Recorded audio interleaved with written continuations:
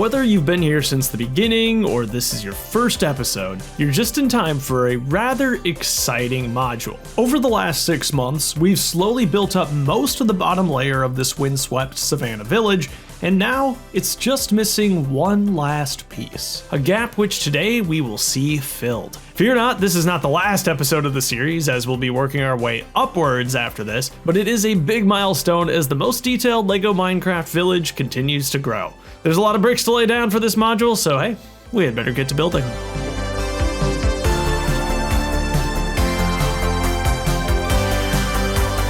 Today's module will be another half chunk, the final half chunk sliver we need to finish out the bottom layer of the display. That'll give us a total footprint of 2x2 chunks or 64x64 studs. Certainly much more manageable than the previous world, but still substantial enough to be easily the biggest village I've ever built. This is the gap we'll be filling, a rather complicated intersection of a number of different terrain features. To spice things up with this module, I want to do a special cave biome for this last section. The deep dark is too deep of a biome, so that was out of the question. I considered actually making that bonus sulfur cave episode part of this series instead, but I didn't feel there was enough room to do the new biome justice. At the end of the day, I think the Dripstone caves makes the most sense, as the color palette is going to fit in perfectly with the rest of the Savannah biome. And I really do enjoy building all the Dripstone details. We'll actually be able to expose a bit of this cave on the surface too, which I think will be a really fun touch. Getting back to the base module itself, you can see here that we are continuing the mine shaft from earlier episodes. Dripstone mine shafts are just the coolest thing anyway, so I'd hate to leave part of the mine shaft out of this particular module. Between all the different textured blocks, that sideways gold ore built into the floor, the water pockets, and the rails, this single thin bottom layer base here is a little bit more fragile than I'd like, but hopefully as we begin to place more bricks on top of this, things will strengthen up quite a bit.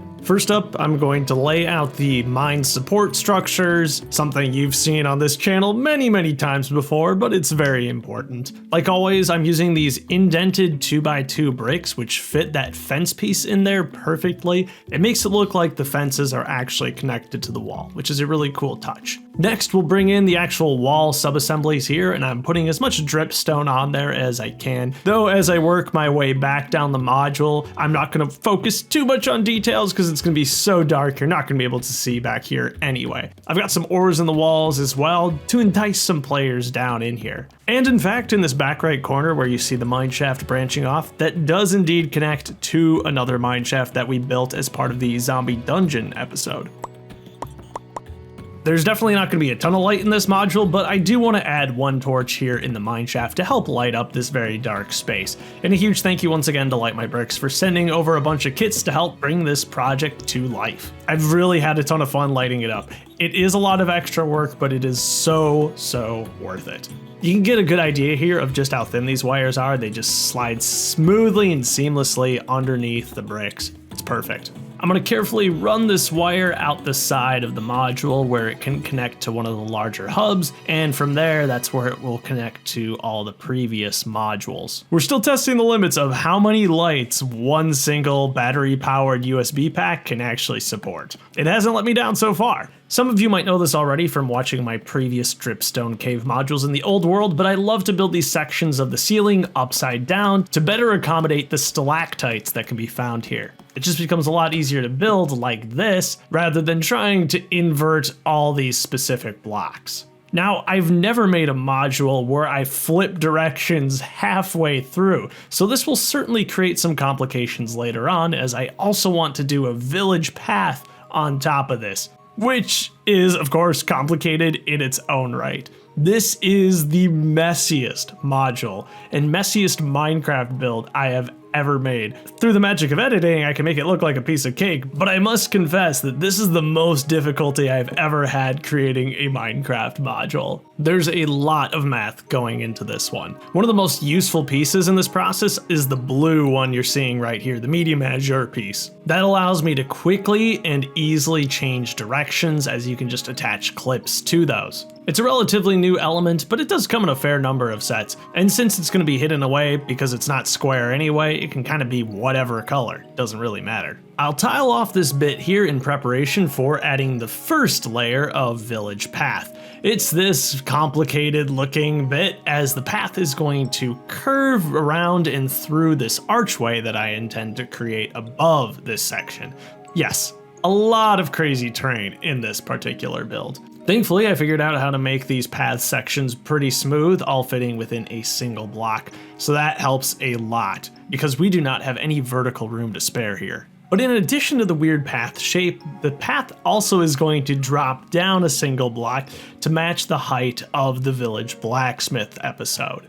So here's the secondary part of the path, a little less complicated than the first, and its colorful underside is very much relying on the fact that no light should penetrate this deep into the mine shaft, so hopefully you won't see these crazy colors. With the addition of one last section of dirt here, we are finally to the surface across the entirety of these 16 by 32 studs. Now we can really do some proper building. Though this thing clearly still looks like a mess. Once we get the path tiles in place here, I think you're gonna start seeing the vision a bit more. This road will lead straight from the blacksmith all the way to the back to the tannery, ensuring that all the village buildings remain connected for realism's sake. And while we're at it here, we might as well tile off the rest of this layer too.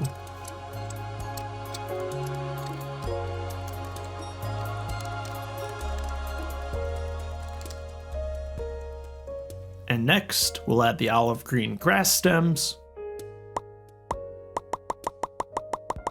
This little 2x10 bit is the back side actually of the blacksmith from last episode. The other two empty areas are dedicated to the pillars of the arch we'll have soaring above this path. And like I mentioned earlier, I think this is a great place to put in some of those extra dripstones, just for a bit of additional texture. And I'm flipping directions here the same way that I did everywhere else in the module with the use of that 1x2 element and some clips. Here on the other side, we're going to continue the stairway up that we actually first included, I believe, in episode 2. This is the second half of it that will take us up to the second layer. And if you think I have got 2x2 olive green tiles here, no, don't get too excited. That piece doesn't exist yet. I'm just using 2x4 tiles slightly indented into the wall to give that effect. Saves me a few olive green grass stems and jumpers. The stairway here serves as a player-added structure, built simply out of good old regular cobblestone. An effect that I'm achieving just by scattering these 1x1 rounded tiles randomly throughout. Weirdly enough, this simple and small staircase actually spans 3 modules altogether, as the topmost part is, I believe, featured in episode 3, the zombie dungeon. To further add some visual interest to this part of the terrain, I really want to include some granite, which of course is sand red. So using the limited available selection of parts, this is what I was able to come up with.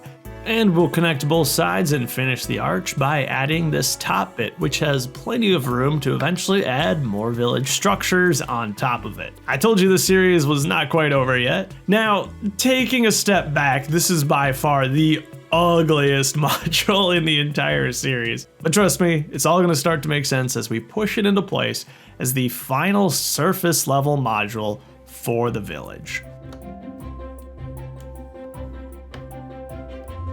Well, would you look at that? Finally, there are no chunk airs remaining in the display. The mine shafts align, the lights all work properly, the staircase flows smoothly from module to module, and the tannery now feels a lot less isolated with a path leading straight to it. Now, Audrey and I recently got back from Germany, primarily to see the glorious Schloss-Drachenburg, but of course we stopped at a number of LEGO stores too. And I definitely want to take this chance to shout out my fans in Deutschland, which by country is actually my 4th largest viewing demographic. You guys are awesome. Amongst the many wonderful LEGO enjoyers we met in the country was Sasha, who graciously gave me a couple minifigures to add here to the world, like the Wolf Tamer from the Wolf Stronghold set. We're kitting this guy out in iron armor and sending him into the Dripstone mines below. Sasha also sent me back to America with a drowned zombie, a perfect addition to episode 1's lake build.